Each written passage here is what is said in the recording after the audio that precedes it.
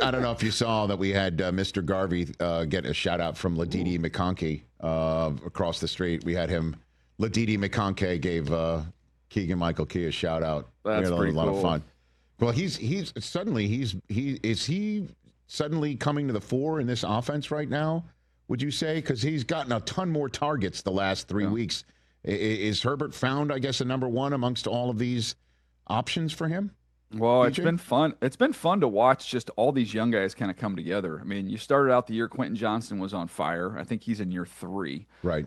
We know, what Ladd was last year, and we knew that it was going to come where he was going to get his opportunities, and he's done that the last few weeks. But then you've got Aronde Gadsden Jr., who's been Right. awesome for 3 straight weeks, who's a rookie tight end, and you get a rookie receiver out of Ole Miss and Trey Harris, who gets in the end zone last week as well. So, I mean, someone who Jeremiah calls the here. games and sees a lot of these guys, the collection of first, second, third year players, when you throw Joe Alt into the mix Yes. and what he is and who he is, I mean, it's a really, really good young offense. It's going to chance to grow up together. Daniel Jeremiah, voice of the Los Angeles Chargers on radio, right here on the Rich Eisen Show on Disney Plus and ESPN app and ESPN Radio. Let's just jump into tonight's game real quick. Are you of the mindset here that the Ravens can actually put a run together and win this division at the end of the day, Daniel? Yeah, I think so. And look, I'm confident in the offense with Lamar back that they'll get rolling offensively. I'm not confident that the Steelers are gonna, put so much distance between them that they can't catch them. The deciding factor is going to be whether the Ravens defense can do what they did last week, and look more like a more vintage Ravens defense where there's no blown assignments, where there's a little bit of pass rush, and where the tackling is solid. And Roquan Smith coming back, and the way he played, and kind of like a force multiplier with, just the energy, the effort, and the playmaking, kind of all that rolled together. I think that made a major difference. But that to me is that's just the one question mark. Can they get consistent defensive play? The offense is going to be fine. Well, I mean, you mentioned the Steelers. You're going to see them in person in a Week 10 Sunday nighter here in Los Angeles after they play the Colts at home. And are the Steelers in trouble, Daniel? I'm worried about their defense, Rich. I talk about tackling, and this is a team that has just been really, really poor. And you go back to the Cincinnati game, when you're watching the tape of that game and you see how much separation and space they allowed, for the number one receiver in the NFL in Jamar Chase, and that should be, focal point number one, and he's that uncovered. That was an issue. And then you go to this last week's game and they can't tackle. It was not just one person; it was a whole collection of guys at the second and third level of their defense that can't get guys on the ground. And I know there's a lot of, I've heard a lot of chatter about, okay, where's this pass rush? This pass rush isn't getting home. And I'm like, well, have a chance to get home when you got guys that open that early, and when there's such a low risk, high reward for just completing a pass in the flat, knowing that instead of a 5 to 7 yard gain, it could go for 35 or 40 because they haven't been tackling well. So that to me is a major cause for concern. Well, you've seen Denver in person. You've seen Indianapolis in person because, again, I'm looking at all the games that the Chargers have played. You also saw Kansas City in person in Brazil, just like I did. But that's just not the same team, right? I mean, just in terms of who's healthy, in terms of, Drew Tranquil barking at Chris Jones to do your job and everything like that. They've turned the corner. And, the Chargers, again, are in the mix themselves if they are healthy. Just overall, based on what you've seen with your own two eyes and then watching on all 22 as much as you do, who's the best team in football entering Week 9? Daniel Jeremiah? I'll put it this way, Rich. Clearly, to me, the Broncos were the best defense that I've seen in person this year. And they are so fast up front, and they have a mix. I talk about it of this way. You've got darts off the edge, right? You've got just two of the elite get-off guys coming off the edge. And then you've got disguise with how Vance Joseph sets up this defense. So if you cause a little bit of hesitation, you've got that much speed, and particularly with Benito coming off the edge, it's a problem. And then you have, when they're healthy in the secondary, it's really, really deep and talented back there. So that's been clearly the best defense. The Colts offense is the best offense that I've seen, and just their physicality, the play design creativity. Jonathan Taylor's playing, as well as any back in the league. Daniel Jones is playing consistent, efficient. That was an impressive display seeing them in person offensively. So those are the units to me that impressed the most. And then the way the Chiefs have started to get rolling, they weren't all hands on deck when we were together and saw them there in Brazil. So I'll have to wait till I see them a little bit down the road. But in terms of the best combined overall team, yeah, I mean, I don't know. I think those teams are kind of all in the mix. I don't know if there's a separator at that point in time. I guess you could compare the Broncos offense to the Colts defense. I might lean a little bit more towards the Broncos offense there. Well, then let's open it wider to, as I said, all 22, or whether you're sitting at home watching Sunday Night Football like I'm sure you were, because the Chargers had a Thursday night game last week. Just seeing Jordan Love playing as well as he did, the Packers playing as well as they are, a host of 5-2 and 6-2 teams in the NFC. You've got the Seahawks coming off of a bye. Same thing with the Rams. You've also got the Lions coming off of a bye themselves, sitting there currently in the NFC standings. Let me get this exact number right. They're fifth at 5-2. What do you say there in the NFC, Daniel? Well, it's going to be a fun ride. I think health is going to go a long way in deciding that, because I don't think there's much that separates those teams.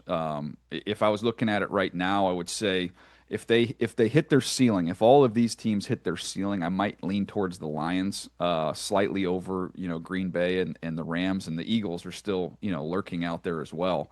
But I think the Lions' best. Healthy and their best, I think, is the best in the NFC right now. Daniel Jeremiah here on the Rich Eisen Show. Speaking of Green Bay, when we were on the set there for the draft on NFL Network, over and over and over again for 3 straight days, you're like, you know what? The Patriots are having an incredible draft. They are set up. And then we didn't even discuss Drake Maye becoming an MVP caliber quarterback by the middle or the first third of the NFL campaign that was to come. Are you even surprised with how he's looked and how the Patriots have put it together right now? I mean, look, I believed in his talent, and I believed in what they were building there. I thought they hired the right coach. I thought they had a great draft. I thought they, were targeted in what they did in free agency. I thought this was going to be a team that was going to be ascending. That being said, I did not think they would be where they are, including a road win over Buffalo and a quarterback who's, not like fringe MVP discussion, but one of the favorites in the MVP discussion. So they are way ahead of schedule. The talent was unquestioned with Drake. I didn't think they'd be able to support him enough. At this point in time, although it was going the right direction, but I think they'd be able to support him enough to be this good right now. And I think it's them meeting each other halfway where, yeah, the supporting group's ahead of schedule. And I also think he has just got to his upside in a hurry. And I think you got to give, for whatever people want to say about Josh McDaniels as a head coach, you've got to give him his props as an offensive coordinator and as someone who can work with quarterbacks, because he's got the absolute best out of him. All right, so now I put you as the foreman in the Caleb Williams jury room. Where are we right now in deliberations entering week 9 of his first year with Ben Johnson, Daniel? I would say we're trending positively. Okay. As someone who had a big grade on him, going through the draft process, I was hoping he'd be a little bit, further along in the advancement where you'd see some, a little bit more of the good stuff, a little less of the bad stuff. But, it's getting better. You can see the frustration on when you're watching the TV copy. You hit pan to the sideline. You can see Ben Johnson because he's got some things dialed up, and there's some opportunities that he just hasn't been able to hit. So I think there is some frustration there, just watching the TV side of things. But I still go back to last year in a game, Rich, you could pull out 6 plays and you could get really excited about these 6 throws from Caleb Williams. And this year, game by game, you can probably pull out 10 or 11 of those plays. So it's getting better. It's not where it's going to be. It's not where it necessarily needs to be right now, but I think it is trending positively. It's just hard when you look up and you see what Drake Maye's doing and the fact that Jaden Daniels has already been in a conference championship game. that's kind of who he's going to be compared to, for better or worse. Well, I mean, what are you seeing then? What is the issue? Do you think it's a processing? Is it an awareness issue? What do you think it is? Those are just two things I'm throwing out there, Daniel. Quite simply, it's just some ball placement stuff. I mean, he's seeing it, and it's some misses down the field when you've got opportunities. Some of it's just deep ball stuff where he's got to understand where the leverage of the defense is and give his guy a chance to make a play on a ball. So that to me is a big part of it. And the other part is there's just times when I know he's getting to his progression, his eyes get where they need to be, but he's still just a count late. He's just got to play a little bit faster in that regard. Well, doesn't that sound like comfort? Yeah, doesn't that sound like a comfort thing as a just reps thing? Oh, 100%. I'd rather it be that than he doesn't see it. Then that's a problem. You know what I mean? That's what I'm saying. This is why you're seeing improvement, because these are areas that you can improve in, and he's getting better. He's not there yet, but by no stretch, the best thing to happen to him, in my opinion, is that you've seen guys with incredibly high talent levels that have been high picks, Baker, Sam, and now you're seeing it with Daniel Jones, eventually find their success. Mm-hmm. I'm hopeful that example is going to buy more time, and believe in the talent, believe in the person, and know that it's gonna get there. You just got to be patient. Yeah, but will we ever see that list expand of quarterbacks who finally get their opportunity and finally get it and finally hit to match their draft status for the same team? You know what I mean? Like, are we ever going to see that? I mean, name me that one example of, they finally got it. Their patience over 3, 4, 5 years has paid off. Usually somebody's got to go somewhere else. You know what I mean? Yeah. I would go back to, you go in the Wayback Machine, but you remember Breeze? He had to go somewhere else. For the Chargers, though, but that was, after he kind of did it and ended up establishing himself with the Chargers. Then he hurt his shoulder. If he doesn't hurt his shoulder, I think he doesn't move on. All right. But it clicked in for him after a few years. It sure did. Goff is is another example. Yeah, he ended up going to another team, but he got the Rams to a Super Bowl after a little bit of a rocky start. So it's a great question. It's a great conversation, and patience is not something that people like to major in professional sports. I like that line. Daniel Jeremiah, in the few minutes I have left with you, this weekend's action, collegiately and professionally, is the first November football, which means it's now time to look over the steering wheel. And I think we've had enough time, I guess, for 2 months of collegiate action to potentially sort out the quarterback class of 2026, unless it's not enough time. Handicap it for me right now for those fan bases that might be wondering about draft positions for their current professional franchises. Daniel. Yeah, I'm early on in my study of it, but the guys that are kind of sitting there with teams right now that they're trying to work through, the two names you hear more than any other, Mendoza at Indiana, he's a good player, and then Ty Simpson at Alabama. Now, neither one of these guys approach the grade level of the that class we were just talking about with Drake Maye, Jaden Daniels, Caleb Williams, no, I would say even below Cam Ward from last year in terms of the grade that they'll be carrying. And there's a bunch of other guys that, coming into the year I thought would be no-brainers to come out. Lenora Sellers was my favorite one. He just hasn't quite had the year that he'd like to have, and that hasn't been a great supporting cast around him either. So he's kind of one of those candidates. Okay, he can go back to school and help himself. The Arch thing is kind of played out. We get a really good sense he's not going to be coming out. So. It's an interesting group. There's a lot of things to like about these guys. I don't think there's, at this point in time, there's not that buzz of being like, man, thank goodness we got the first or second overall pick. Wow. So if you've got a high draft choice and you're quarterback needy, this currently isn't turning out to be the draft class that you're hoping for at the quarterback spot. Yeah, there's more season left. And we've seen guys, we're getting some big pressure games coming up as we come down the stretch. We'll get the conference championship games in the playoffs, and maybe somebody, really goes on a heater against some really good competition and wins over some doubters. But at this point in time, I would say there's some good. I don't necessarily think that I've seen some great. So then who's the first overall pick of the 2026 draft as you and I and the rest of the NFL Network crew are convening in Pittsburgh, Pennsylvania. Handicap that for me as we get set for the first weekend of November. Yeah, I've got no earthly idea How because about some of the best players are at non-premium positions. Jeremiah Love's a great player as a running back. You got the tight end up at Oregon. He's a great player. He's a tight end. Caleb Downs, excellent player as a safety. So there's a whole host of defensive ends that are good players, and that might be where it all ends up, is you end up with one of those defensive ends all the way up there. But that's a crowd of 4 or 5 guys that are in that mix. So what do you counsel the Cleveland Browns to do? I mean, they traded away the draft rights to Travis Hunter to get something else in the first round back pocket for 2026 to give them 2. Then they go ahead and draft 2 rookie quarterbacks, one of whom is, just got elevated to second string in Shedeur Sanders, and everybody still believes the Browns just, wish they didn't have him, to be straight up, and then Dalen Gabriel has gotten a few starts and hasn't lit the world on fire. He has played well enough, but what do you counsel the Browns to do right now with this knowledge, Daniel? Well, I would say let's see how this plays out with the rest of this quarterback class. We'll see where they're picking. And then at that point in time, you're either laying the groundwork, more foundational pieces for when that quarterback comes. You've got a chance to build up that offensive line. You've got a chance to add some weapons.